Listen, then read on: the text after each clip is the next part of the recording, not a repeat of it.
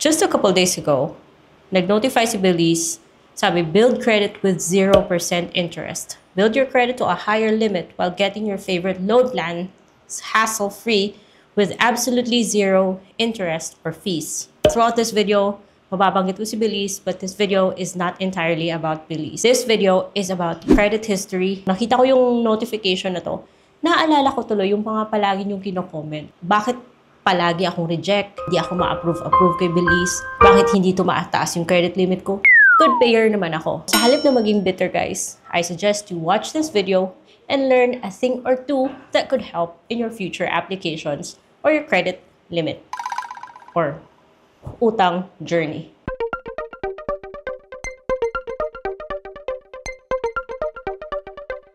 Here, dapat pinag-uusapan natin yung debt or utang. Because sa halip na katakutan, dapat iniintindi natin to because it can be a tool for us to achieve other goals in life. Because hindi naman tayo lahat mayaman. And for us, utang is always a part of life. Anyways, kung hindi pa kayo subscribe sa channel, please consider subscribing because yun nga, ito yung mga topics natin. And for other days, well, nagre-review po tayo ng mga OLA. Dito guys, walang marketing ha. So, OLA lang talaga yung pinag-uusapan. Wala po akong pinopromote. Ang dami ko nung nakikita mga comments na naintindihan ko naman where you guys are coming from and how you feel. Especially yung mga nagko-comment, di talaga ma-approve. Wala nang mag-a-approve. Good payer. Especially yung mga good payer naman pero hindi ma-approve or palagi na lang 300 yung credit limit ko, hindi tumataas. Credit history po kasi yung basehan. It's always credit history.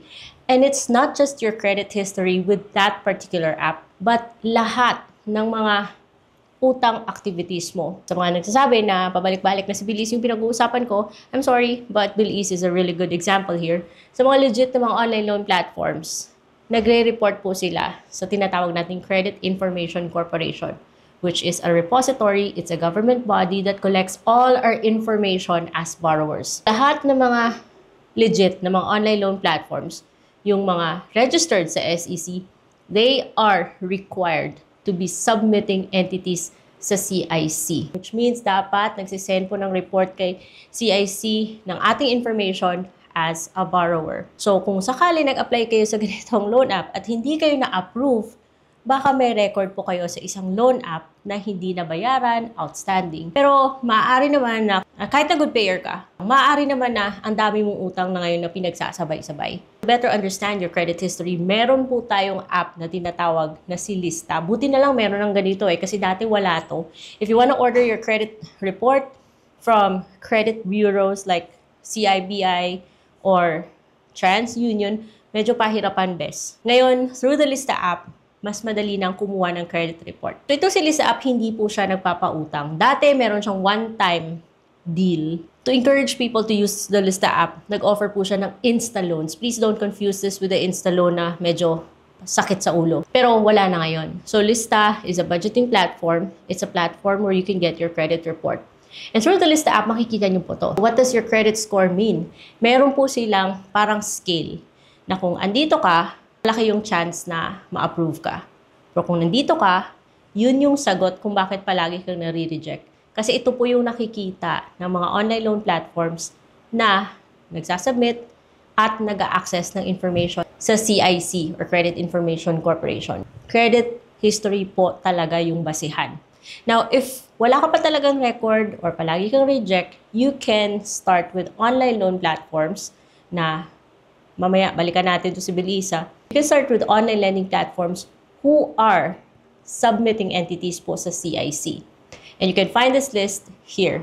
Unfortunately, may iba doon ang medyo hindi natin gusto ng mga online loan platforms such as Peso Ready, Online Loans Pilipinas, and Cash Express, and Digido. Because yung mga loan apps na to, Diyos ko, halos 2% interest per day po. Or, they may be 15% interest per month, pero meron silang dinadagdag. Kasama na doon si Sophie Lending, yung si Finbro. Pero, you can use them as stepping stone para mag-build ng credit history. Because I've seen these apps sa aking credit report na nakukuha ko via the Lista app sa kay CIBI. Dati guys, I was only using Home Credit and Belize.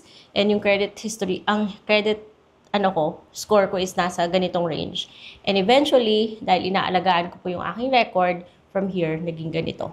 Another way that you can use para mag-build ng credit is to have a secured credit card. You can use it as a stepping stone para eventually ma-approve ka sa regular credit card. You can check my video about Metrobank credit card sa dito. Ito po yung thumbnail, or you can also click the link in the description box. So yung ginawa ko, dahil dati hindi talaga ako ma-approve sa credit card, kumuha po ako ng secured credit card and I always paid it in full. And after 9 months, nag-try po akong Security Bank na approve. Nag-try po ako ng Metrobank credit card na approve din. And I always pay them in full at tumataas. So guys, if your aim is to build credit, always, dun po kayo umutang sa mga online loan platforms who are submitting entities sa CIC. Kung hindi ka naman makabayad, it's gonna be the opposite. So you can use a Lista app kasi meron po siyang ganito as a guide. This will help you understand kung bakit na-approve ka, bakit ka na-reject. Bakit pinabanggit ko si Bilis dito guys? Because I want to encourage you to always don't give up on Bilis and other similar apps. Itong si Bilis, isa siya sa mga pinakamadaling mag-approve ng mga online loan platforms. At madali ring mag-increase credit limit. Back then, meron po akong negative credit history sa kay One Hand at negative credit history sa kay Tala. And I was, work from home ako. And luckily, na-approve po ako dito kay Bilis. And since then, naging stepping stone siya sa ibang mga credit applications or financing applications that are legit and much better kaysa mga online loan platforms na 35% yung kinakaltas. Ang dami ko nang nakita sa comment section na nagsasabi finally na-approve kay Bilis. Okay guys, so first of all, again, mention ko kanina, accessing entity po si Bilis or si First Digital Finance Corporation sa CIC. So makikita niya kung meron ka talaga yung mga talagang sablay na mga records. Or baka mali yung source of funds na pinili nyo. Kasi hindi lang naman, basically yung kailangan mo lang is one valid ID, proof of billing, tsaka proof of income. So, ang dami kong nakikitang nagre-reklamo na walang payslip, kailangan talaga payslip. Check mo yung source of funds mo kasi. Hindi lang naman employment yung andon. Kasi pag pinili mo yung employment, definitely hingi po yan ng payslip. Kung pwede ka namang lumapit sa HR para humingi ng payslip, pero kung wala ka talagang payslip, you have other options. Pwede kang sabihin remittance if meron kang record sa bangko nyo na tumatanggap kayo ng income from abroad. Or kung work from home kayo, pagawa kayo ng COE sa sa boss nyo. Or i-download yung certificate of employment nyo from Upwork. There's also other sources. Ang dami ko nang nakita mga comments na nagsasabi kahit nakita lang nila yung GCash transactions sila na approve. So, kung ayaw talaga ni Bilis mag-approve sa inyo, there are other options. You can try Cashalo, you can try One Hand, you can try FT Lending, Happy Cash. Because so far, okay sila. Pero kung ayaw talaga, there are also other loan apps na pagtiyagaan mo na muna. And I'm not a fan of these loan apps, but they're submitting entities sa CIC. So, gamitin nyo na lang as gateway or stepping stone and goodbye na pag na-approve kayo sa mga legit. So, I've seen OLP, Peso Ready, Cash Express, Finbro, pero alagaan nyo talaga yung mga record nyo sa mga loan app na to guys ha, kasi pag hindi kayo nakabayad, it's gonna have a negative impact sa credit history nyo, baka hindi kayo ma-approve sa mga legit. Papalanuhan po yan. At kung sakali naman is babagsak, magkaroon kayo ng negative record, it's not the end of the world.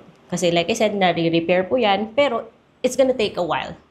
It's gonna take time yung pag-repair. Kaya do it right the first time.